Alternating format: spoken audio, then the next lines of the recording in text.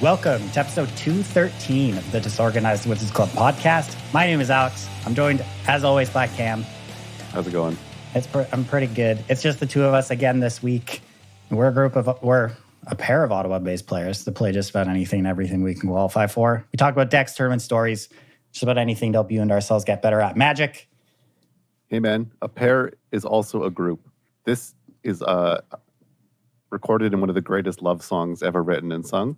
It's called A Finite Simple Group of Order 2. And it was sung by, I forget what school, but like a bunch of math nerds at some school wrote a love song full of math puns based on the group of two elements. It's amazing. Oh, interesting. No wonder I've never heard of it. All right, well, we've got an exciting episode this week. The Kaldheim preview stream happened yesterday. We got to see an overview of the entire set, the new mechanics, a bunch of new cards. Any unofficial spoilers were spoiled. We know what's happening on this new plane. And it actually looks pretty cool. Not going to lie. It looks very deep. There's a lot going on. Honestly, I feel like there's a lot more going on with this particular set than many of the sets we've had over the past while, actually. Like, I don't know how much of the stream you watched, but there was like 8 mini planes within the one plane that are all connected through a world tree. The realms? Yeah, like 8 realms. Each realm has its own like race. And then like not only is there that, but then there's like all the mechanics worked in. It feels like it's just a lot more expansive than most of the planes we've been to over the past while. That's cool. They kind of used to do planes like that, right? Like that's where our names, Grixis, Bant, etc. come from. That was Conflux was the name of the set, but that was like basically 5 planes crashing together, right? Or it was Shards of Alara at first. The plane Alara was like shattered into like 5 planes. So they've done it before, but it's cool to see that kind of world structure coming back. Yeah, I mean, this is the kind of world structure that I think people really like. I mean, the most recent example being something like Ravnica. Obviously, Ravnica isn't broken into multiple realms, but, the multiple guilds that each make up their own color pairings, people really identify with that kind of thing. And it from what we've seen in spoilers so far, it looks like it's pretty similar, I'd say. Each of... They kind of do that usually on most planes. There's like areas dedicated with like certain types of residents of the plane that live there. They've got a name or a certain color alignment. Like in Zendikar, there's Marasa is green. Why can't I think of the other names? Akum is the red place. Like they have these names and they're like on cards. I just like never pay that much attention to them. Yeah. On Ikoria, they did it too. There was like each of the 3 color pairs had like an area. The names of the triomes. Rogren was one area, etc. Yeah. Yeah, it looks like it all works the same here. Each color pairing is kind of matched up with a particular realm from what I can tell. And I don't know. Everything looks pretty cool so far. So let's run through a little bit about what we saw yesterday. We have all of our mechanics confirmed.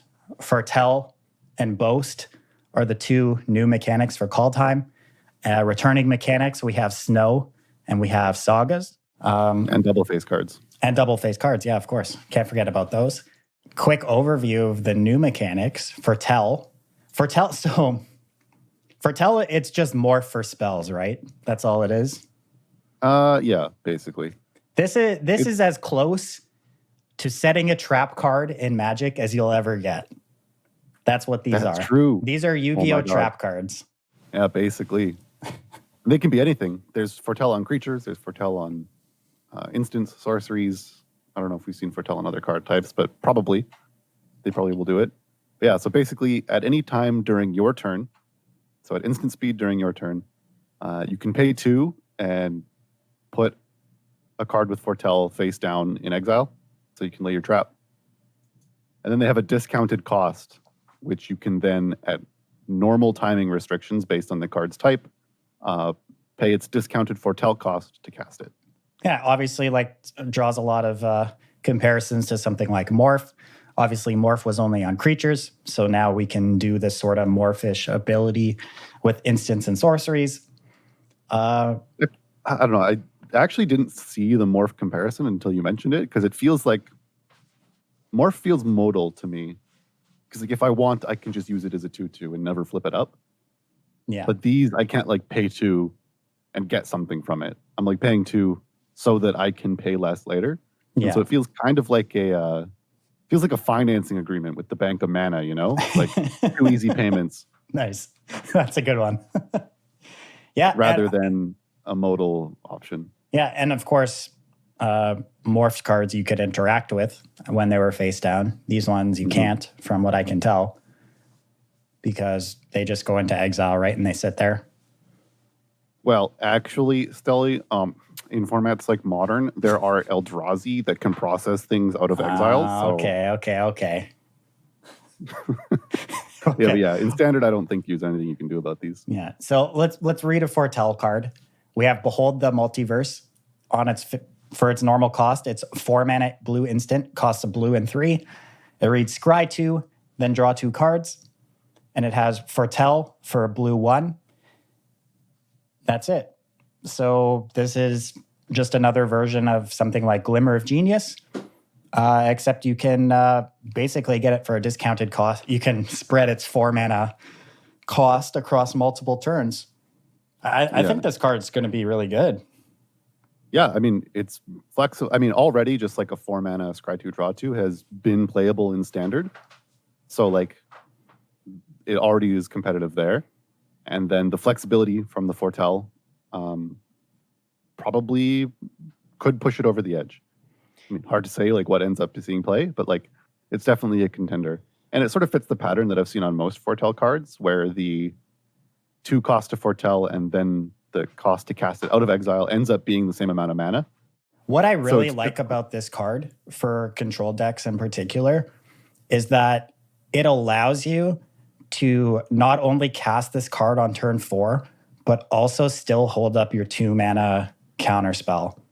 So like even if you didn't, like a common play pattern for control decks over the past few years when this sort of effect has been played in those decks is just passing on turn 4. Either if your opponent goes for something on turn 4, you cast your 3 mana cancel. If they don't, you draw 2 cards with your draw spell. But with something like this, if you've been using your mana on the first couple turns to interact, and then on your turn 4, you still have a 2 mana counterspell, you can place this face down for 2 mana and still hold up your 2 mana counterspell. If your opponent decides not to do anything, you can still draw your 2 cards, right? So you don't you no longer have to pay the cost of if my opponent casts something on turn 4, you no longer really lose out on the 2 cards because you've technically discounted your draw spell for a future turn still and still been able to counter something.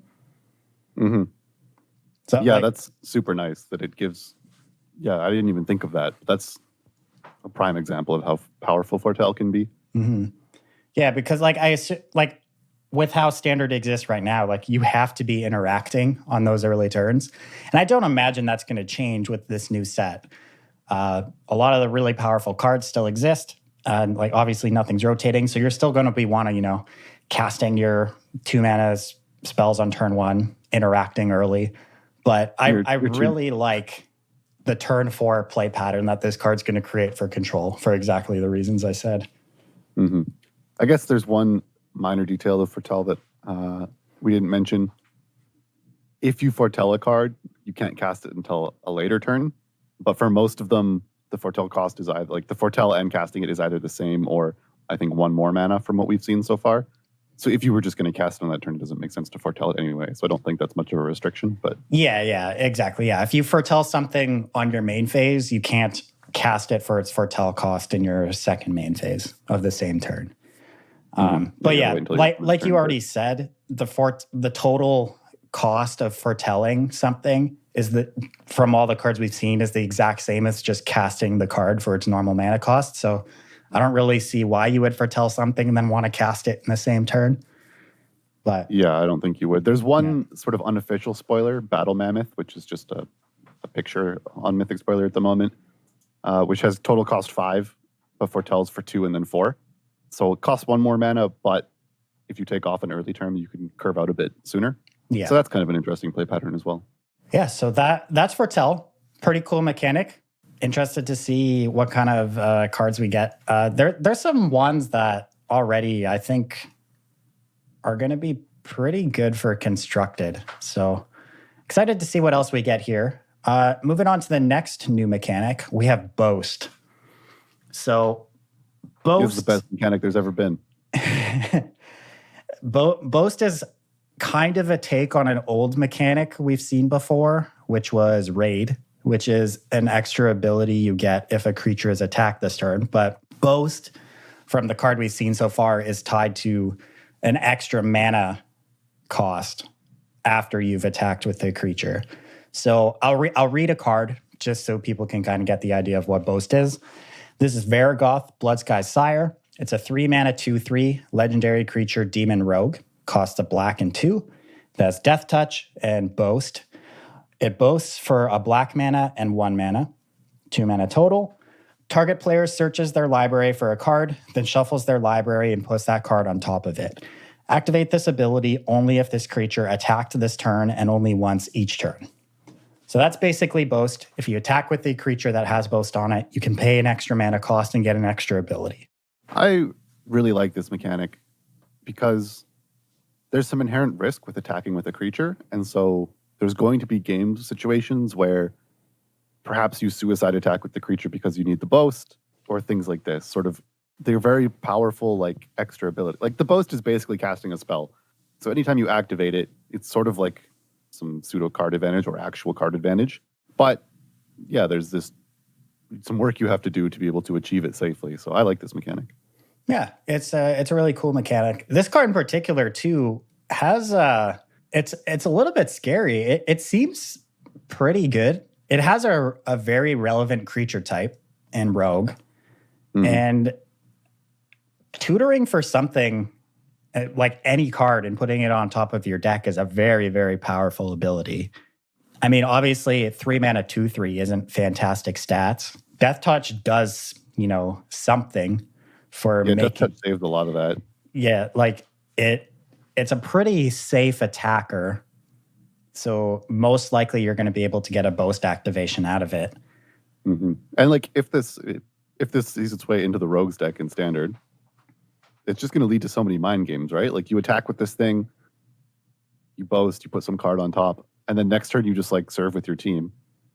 You probably have a Zerasan. Now your opponent has to block awkwardly, but you actually got a removal spell, so you blow out their awkward blocks. Like it's going to be interesting.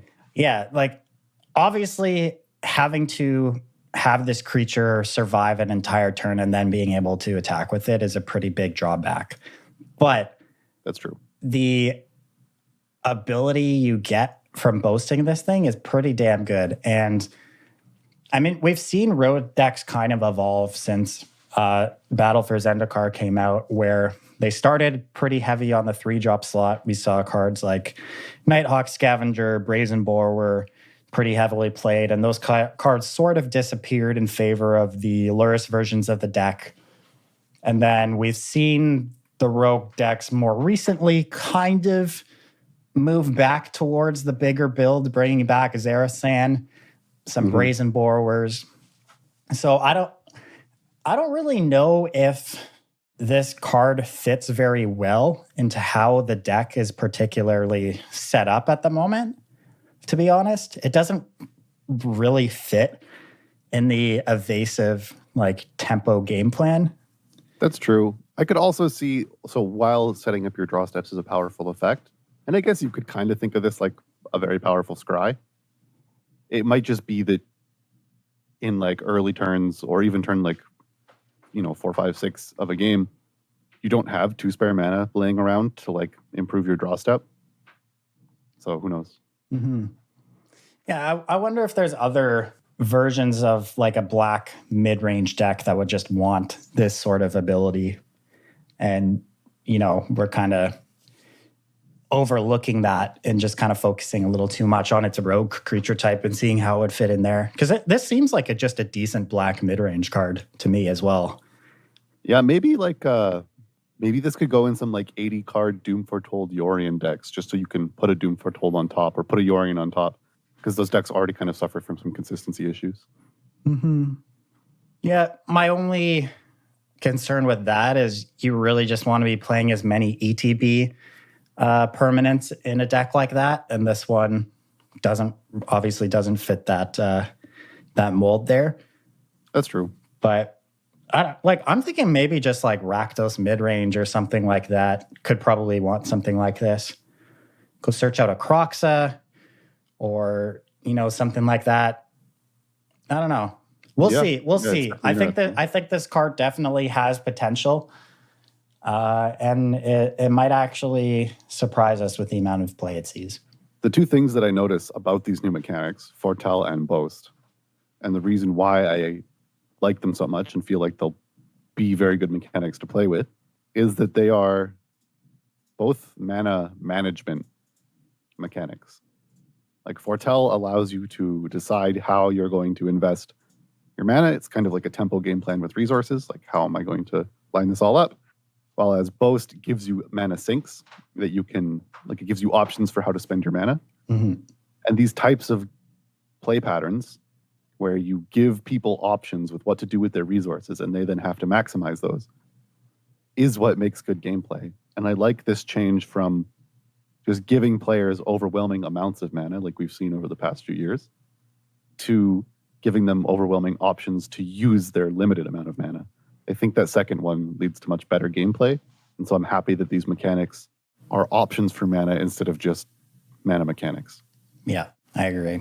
Okay, so to round out the rest of the new, well, not new, but other mechanics in the set, we have the return of snow. So if anybody has no idea what snow is, basically snow cards have special abilities generally based on the amount of snow permanents you have in play. Now, you can have snow artifacts, you can have snow enchantments and snow creatures, it's just a permanent type. But there's also snow lands. So we have the return of snow basic lands, snow islands, snow plains, snow mountains, which are just normal basic lands, except they have a different name and they're a snow permanent. And for the first time ever, we have snow dual lands making an appearance in this set. And the snow duals are just regular tapped gates. That's what they are. Except with basic types. They have basic land types on them. So these dual lands, they enter play tapped. We have one in all 10 color pairings with basic land types, which in particular, I don't know if this really matters too much for standard at the moment. But the castles care. The castles do care, so pretty good interaction there. These cards are fetchable, which is interesting for older formats. I don't think you would want to ever fetch out one of these in something like Modern, where you have just better options, better mana. Feels like you would if you want snow permanents, you just play snow basics. Yeah, probably. But snow duels will probably see a decent amount of play in Pauper, right? I imagine they're very good for that format. Haven't paid attention to Pauper in so long. I don't actually know. Where's Adam when you need him? Yeah. He would know. But I'm excited for these duels just because of their implications in limited. Like, not every limited format has a full cycle of 10 tap duels. And the ones that do usually allow for creative splashing, creative draft strategies. They're usually a bit slower, which means that the games are a bit more... there's more play to games that are a bit longer. So I think, as a general rule, I've enjoyed limited formats with tap lands more. Mm-hmm. So looking forward to that. Yeah, so let's read a snow card here. We have Frostbite. It's a 1 red mana snow instant. Frostbite deals 2 damage to target creature or planeswalker. If you control 3 or more snow permanents, it deals 3 damage instead. So this is a common, design pattern we've seen on snow cards in the past, where they're a regular ability, but you get an extra boost in power if you have X or more snow permanents in play. So I imagine we'll see a lot more cards in this sort of design space around snow in this set. Yeah, that's the sort of one type. I guess another type of snow ability that we sometimes see. There's a black card here, Hailstorm Valkyrie, 3 and a black for a 2/2 flyer trample. And it has an activated ability that it gets +2/+2 until end of turn, but you have to pay 2 different types of snow mana into it. So sometimes it counts snow permanents. Sometimes you have abilities that require snow mana as a cost. Yeah, exactly. So, interesting ways to sort of reward having it. I'm a bit hesitant, and I've seen some hesitation from other people because up until now, there's not actually been any downside to playing snow permanents in any format.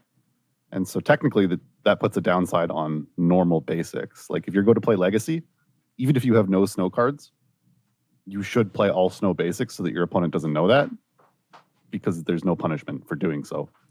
Yeah, that is a common complaint I've seen, which people don't really like about snow, is that it kind of forces players to play snow lands because it's, technically correct. It makes your opponent have to consider more options.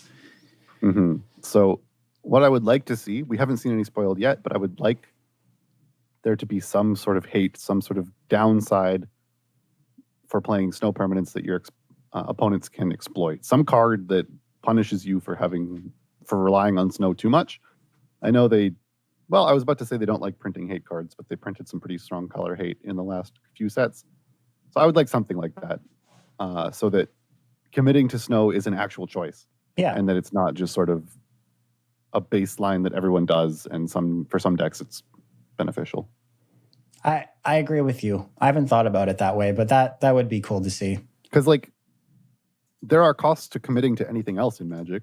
Choosing to play a red-black deck, committing to those colors means, I probably don't have very good enchantment removal on Feed the Swarm aside, or I can't draw many cards or whatever. Just committing to different strategies, committing to different colors, committing to different types of things, all have their benefits and costs. And so I feel like snow should follow that pattern as well and not just be a default. Yeah. No, I totally agree. So another returning card type we have in Kaldheim are Sagas. Sagas is honestly one of my favorite card types. I really love this card type. And this particular Saga from the reveal stream yesterday jumped out at me as something that's, right up my alley. This is Binding of the Old Gods. It's a 4-mana Saga. It costs a green, a black, and 2. Chapter 1, destroy target non-land permanent opponent controls. Chapter 2, search your library for a forest card, put it onto the battlefield tapped, then shuffle your library. Chapter 3, creatures you control gain death touch until end of turn. So Chapter 1, just clean answer for any permanent type you would want aside from a land, which is an excellent first chapter. And it's Planeswalkers, creatures, enchantments, literally whatever you want. So just all-encompassing removal spell for 4 mana. Love that. At sorcery speed, obviously not the best, but you get 2 more abilities out of this card. It's crazy.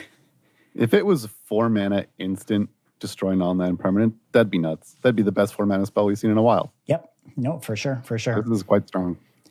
Chapter 2, search your library for a forest card and put it on the battlefield tapped. What really jumps out at me for Chapter 2 here is that it says forest card, not basic forest. So this card can search triomes out of your deck, for standard in particular, which seems just incredibly powerful for me, for a deck that'd be wanting to play this card. For me in particular, I love playing green-black based mid-range decks. This seems like a perfect 4-mana card for this thing.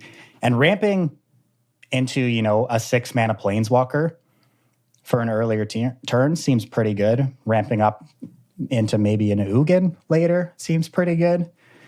I don't know. These first 2 chapters seem really, really nice. If you play this on 4, then on your turn 5, you could get an untapped for it. Oh, no, it gets onto the battlefield tapped. Yeah. So I guess you get 7 mana ahead of schedule, but you don't get 5 ahead of schedule, but it's still nice. Yeah. Yeah, generally, if you're playing a green-black based mid-range deck, you're most likely playing more expensive cards in your deck as well. So you're going to get value out of this second chapter. And Chapter 3, creatures you control gain death touch until end of turn. Obviously, the least exciting chapter of all three on this card, but could have some pretty good implications in various game states, I'd say, depending on what's going on. Haunter. Brash If you 1/1 death touch, start fighting stuff. Yeah. You could do that for sure. Such a dismissive answer. Yes, you are allowed to do that. Yeah, I don't know. I mean, like this card is something I'd like to blink with a Yorion, to be honest. I agree. Abzan Yorion decks have been, floating around in standard for a while. This seems like a great card for that sort of deck. And it's also the sort of deck that would actually get value out of all three chapters. So, shocker, a pretty good Saga is good with Yorion. We've already gotten used to this with cards like Elspeth Conquers Death. But, I mean, this is just a cheaper Elspeth Conquers Death. It answers all the same permanents, except it answers more permanents than Elspeth Conquers Death. Oh, it does enter more permanents. Doesn't have as powerful of a third chapter, but it's close. Yeah. I mean, the third chapter's not close, but overall, they're similar. I mean, you could play both if we're doing Yorion things. Why not? Yeah, just do whatever you want. You got 80 cards to work with. Put it all in. It gets your Abzan Triome. It fixes your mana for your ECDs. Easy. Yeah. Wow. Crazy. This is going to be one of the decks I brew up for the start of this format, let me tell you. I don't know where I'm going to start yet. I'm waiting for more spoilers. Mm-hmm. Then we have a few new Planeswalkers for this set. We've already seen Kaya. We talked about her last week. We have a returning Planeswalker, Tibolt, a fan favorite. Tibolt is cool, and he's a sweet character. What I don't like is that basically everybody made the joke that, oh, it's the Nordic Viking plane. Haha, I bet Tibolt is Loki. And then he is. He literally is, yeah. They just went with the easiest lore explanation they possibly could have. The most unimaginative, basic bro take on how Loki could be in a Viking world. Which, okay, so I feel like there could have been maybe a bit more creativity there. Yeah, well, I'm gonna read the name of Tibolt's card, and it's gonna make it worse. So, Tibolt appears on a double face card. Tibolt's on the back of this card. The front face of this card is Valky, God of Lies. I wonder how they thought of that name. Yeah, sounds pretty familiar to something you were just alluding to. This card is a 2-mana legendary creature god. Costs a black 1 for a 2/1. When Valky enters the battlefield, each opponent reveals their hand. For each opponent, exile a creature card they revealed this way until Valky leaves the battlefield. And then it has an activated ability for X. Choose a creature card exiled with Valky with converted mana cost X. Valky becomes a copy of that card. The back side of this card is Tibolt, Cosmic Imposter. It's a 7-mana planeswalker, costs a black, red, and 5. 5 starting loyalty. As Tibolt enters the battlefield, you get an emblem with you may play cards exiled with Tibolt, Cosmic Imposter, and you may spend mana as though it were mana of any color to cast those spells. +2, exile the top card of each player's library. -3, exile target artifact or creature. -8, exile all cards from all graveyards. Add 3 red mana. So Tibolt, the Planeswalker is quite strong, obviously. I mean, for 7 mana, you expect it to be fairly strong. The emblem you get just sort of enables the rest of its abilities. So your +2 is basically draw 2. Then -3 is a removal. You have some sort of alt. So it fits the standard Planeswalker template, but kind of has enough loyalty, and drawing 2 per turn is enough that it probably makes it worth 7 mana. Yeah, it's really interesting. When I first read the Tibolt card, I was like, well, this -8 kind of doesn't really do anything. It's not that exciting. But then I realized that exiling all cards from all graveyards is like a draw 20 with this emblem in play. They're basically all drawn because of the emblem. And then you get to add 3 mana. So you just get to cast more spells. The 3 mana is nice there too. But the important thing about the fact that you get an emblem with this text is that if you exile any card and then Tibolt dies, you still have access to those cards. Exactly, yeah. So its backside does seem pretty good. Obviously, 7 mana is a pretty restrictive mana cost. But the best thing about this card is you could also just get a 2 mana ability out of it for its front half. And the first thing I thought about when I read its front half is like, man, this card would be really good to exile an Uro with from my opponent. Because obviously the sequence of, playing this on turn 2, exiling my opponent's turn 3 Uro, and then on my turn 3, turning my 2/1 into a 6/6 Uro is just, the ideal sequence for this card. That seems fantastic. Maybe in Historic. Yeah, you can obviously still make that happen in Historic. There are cards in Standard that you would love to steal with this card. Croxa is another one that exists. Mm-hmm. I think this card's really good. If you're playing black and red, you're probably just going to be playing this card. Yeah, just as like a disruptive 2-drop. I'm not sure how relevant the clone ability is going to be, but just as like a disruptive 2-drop that gives you information, picks apart your opponent's curve a bit, lets you know how to line up your removal. It probably is pretty strong, and it's the type of card that like just naturally has a backup plan on it and is therefore a good top deck if games go late, which not many 2-drops can say. Exactly, yeah. Like late in the game, this isn't a 2 mana 2/1. It's a 7 mana crazy Planeswalker. I think this card's going to see a good amount of play if black-red mid-range can make a resurgence in the new set. I mean, that deck still exists. It's not particularly good right now, but... I don't even think it needs to be black-red. This could be like some blue-black control deck that has like a couple red sources in it in case it ever casts Tibolt. No, true, yeah. There's definitely a lot of ways you could use a card like this. I'm interested to see what happens with this one. I like this card a lot, despite its failings when it comes to creativity. Yeah, I mean, Cosmic Imposter. What is this, Among Us? Yeah. So the other 2 Planeswalkers we've seen in this set, we have the return of a 3. Well, not the return. It's the first time we've ever seen this Planeswalker, but the return of a 3 mana Planeswalker to Standard. This is Nico. Blue and white. Wonderful. Nico Eris. It costs blue, white, X. Legendary Planeswalker Nico, 3 starting loyalty. When Nico Eris enters the battlefield, create X shard tokens. Shard tokens are enchantments with 2, sacrifice this enchantment, scry 1, then draw a card.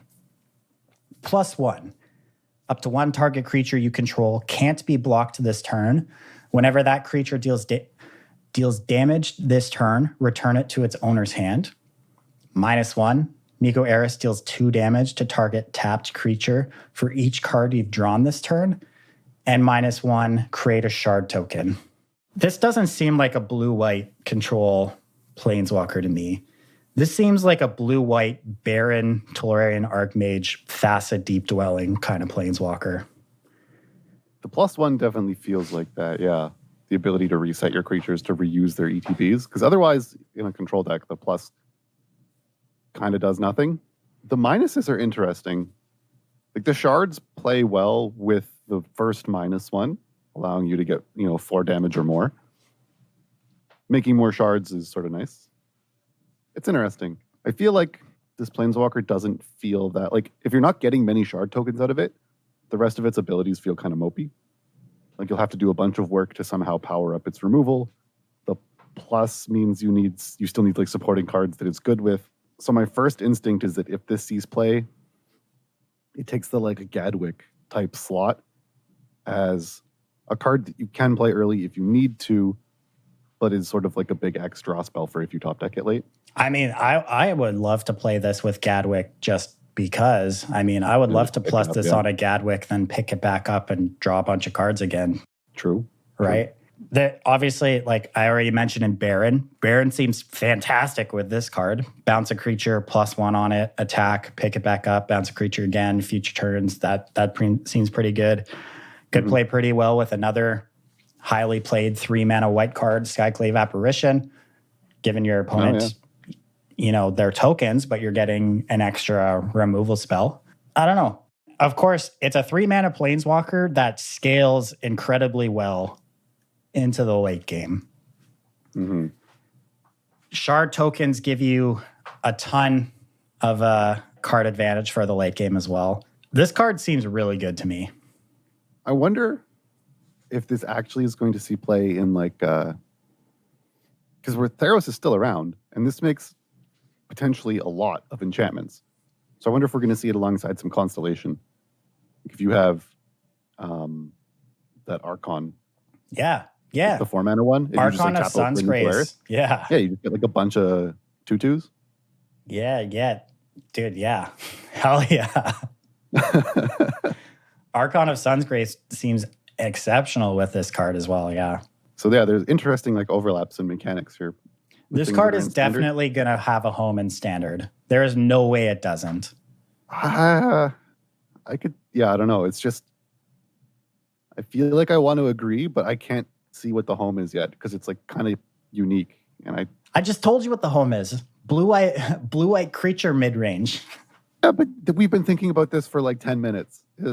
I feel like this card, yeah, maybe. I don't know. But is blue-white creature mid-range even going to be good? I guess that's my question. I think it will be. It's getting a dual land. It's already really close. Yorion decks are already good. Oh, you can pick up Yorion and just keep flickering stuff. Yeah, never mind. This card's pretty good. Yeah. But Yorion is so good.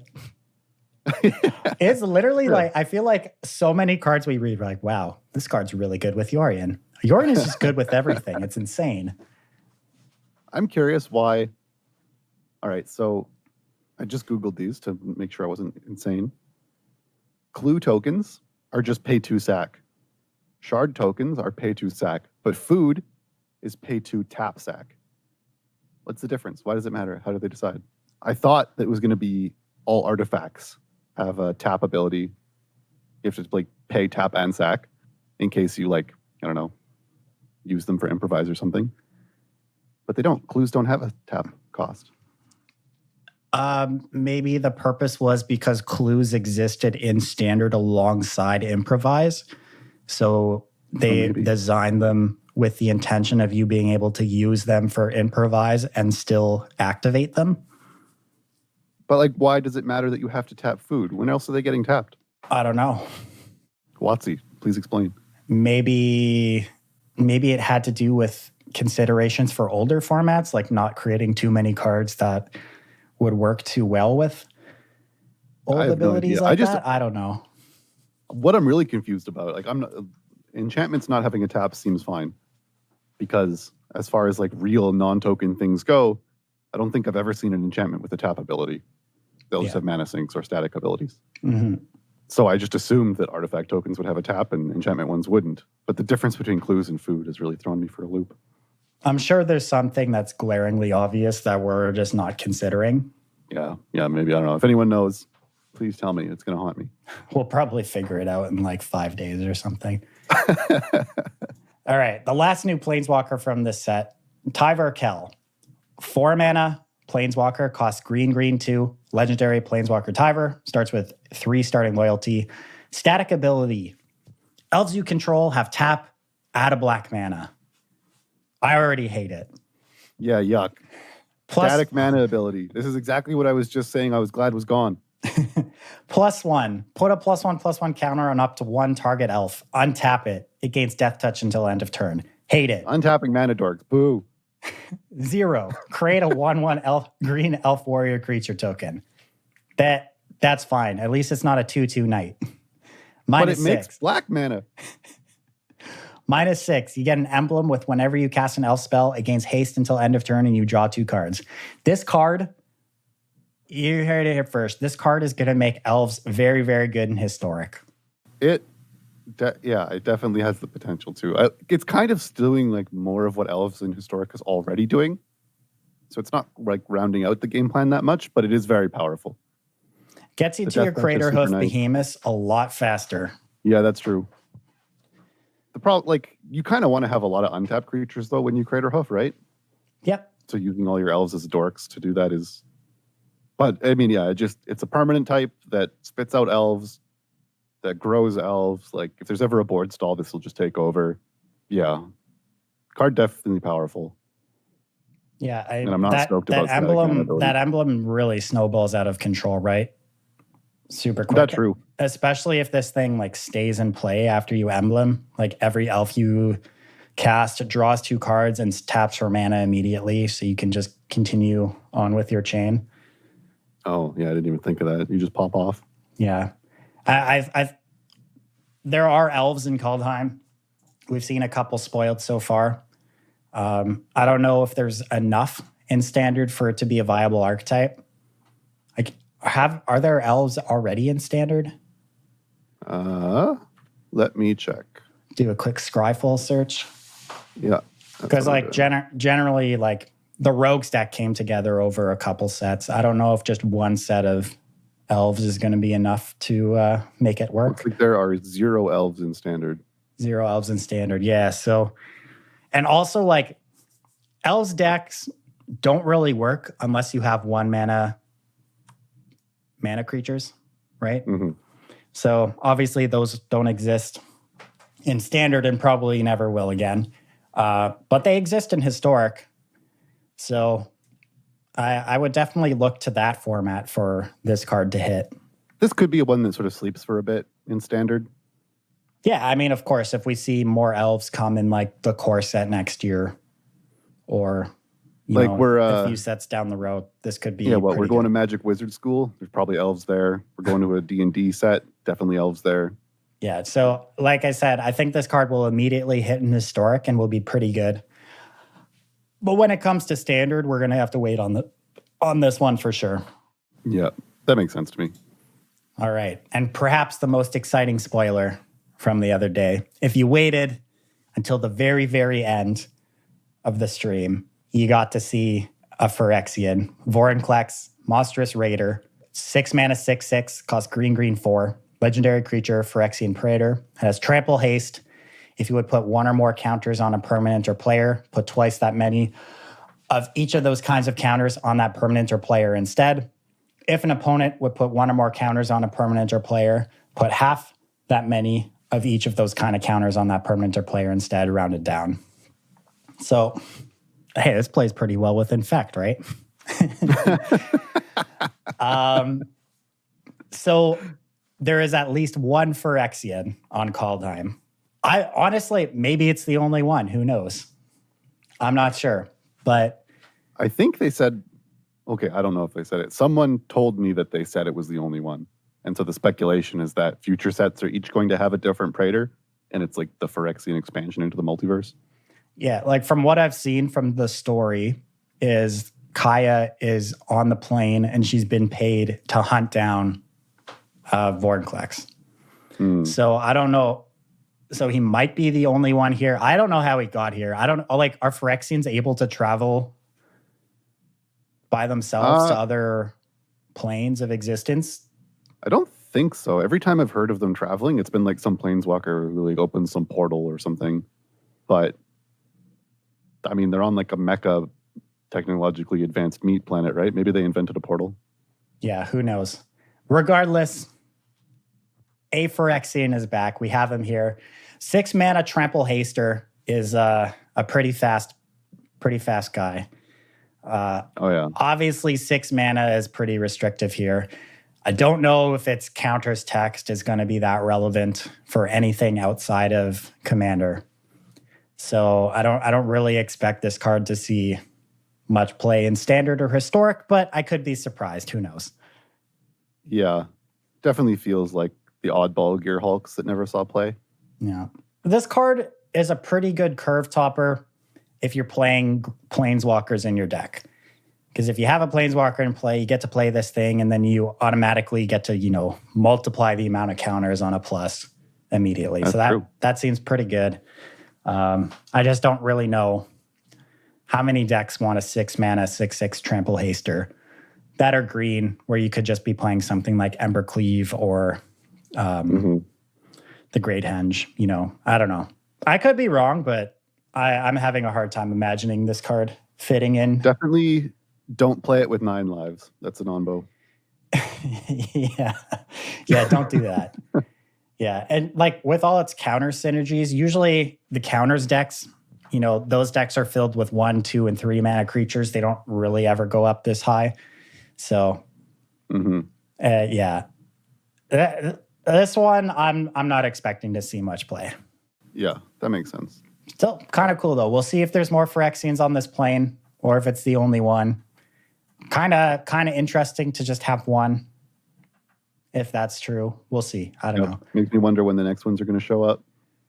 If its only purpose was to get people hyped about the set, and they reveal it on day one, they've probably succeeded in their goal with a lot of the player base. So we'll just say that. I feel like it's getting mixed responses. Do you? Yeah, like I'm actually not too excited that it's like Phyrexian shoehorned into a plane where it doesn't feel like they serve much of a purpose. I feel like the locals versus Tibolt could have been enough of a story. That's what the trailer seemed to suggest was going to happen. It felt like it was going to be another look at the lore in this cool world. They could explain all the realms and stuff. And I don't know, just being like, oh, and the Phyrexians are here. Didn't think you forgot about those guys, didn't you? Yeah, I don't know. We'll have to wait and see. I guess if they can't think past Tibolt should be the Loki character, then coming up with a new villain's probably a lot. We will have to wait and see, I guess. But yeah, that's the overview of everything we've learned about Kaldheim so far. Set looks pretty cool. Yeah. I'm really excited to see how the Foretell and Boast play, as I said. So looking forward to the release. Early access event is January 27th. Do you know if we have access to that yet? So I went to check our challenges the other day for the creator program. There wasn't anything in there. Ooh, looking at it right now, accept challenge for the early access event. Ooh, submit my ideal username, Disorganized Wizards Club. Submit. There we go. Nice. All right. Well, you can catch us January 27th playing some new brews against other content creators on our private server. And if you come up with any brews, feel free to ship them to us either on Facebook, Discord, however. At DWC Podcast 1 on Twitter if you want to DM us over there. Shoot us a follow. Yeah, Twitter. And if we like your brew, we'll take it for a spin on the 27th. You can come watch. I'm definitely going to be brewing. I'm excited. Some of these new cards look really cool. So yeah, that's a bunch of stuff about Kaldheim. Pretty hyped, pretty excited. It's going to be cool to check out all the different realms. A lot of new space to adventure in. And if you're looking for new space to adventure in real life, once it's safe, friend of the show, sponsor of the show, Wizard Tower, announced recently that they are moving to a larger location. So pretty hype things in their lives. I don't know exactly when the move is going to be completed, but they announced it. So they'll have a bigger venue, more play space for D&D and Magic. And of course, you'll always be able to get, as you always have, all your single needs at wizardtower.com. Yep, they have pre-orders for Kaldheim already up on their website. So if you're looking to get in on some of those new cards right now for pre-orders, you can head right over to wizardtower.com for all your Magic single needs. I've only known them in their one location. I think you guys remember them being downtown more at some point. But they've been in this building for as long as I've known them, which is 6 years now. So it's exciting to see them get some more space. So they never had a location downtown. Didn't they have one at the university? No, they had a location in Canada. There was always one in Barhaven and one out in Canada. I don't remember ever there being one downtown. Definitely when I moved here, there wasn't one downtown. It was just the two locations kind of outside of the downtown core. Oh, okay. Yeah. But regardless, that's exciting. Definitely check out our sponsor, wizardtower.com. And on that note, that wraps up our episode for this week. Thank you all for joining the club. However you listen to the show, whether it's Podbean, iTunes, any podcast app, leave a review, rate the podcast, share it with your friends. Everything helps, keeps this thing growing, bring it to new listeners. If you want to find more content from the DWC, our website, dwc.gg, is the number one place to go. Got links to our MTG Amelia events, to our Twitch channel, twitch.tv/Disorganized Wizards Club, our YouTube channel, youtube.com/The Disorganized Wizards Club. It's all there. You can even listen to every episode of the podcast right on our website. Great stuff. Oh, yeah. Yeah. And on that note, thank you for joining the club. Catch you guys next week. See ya.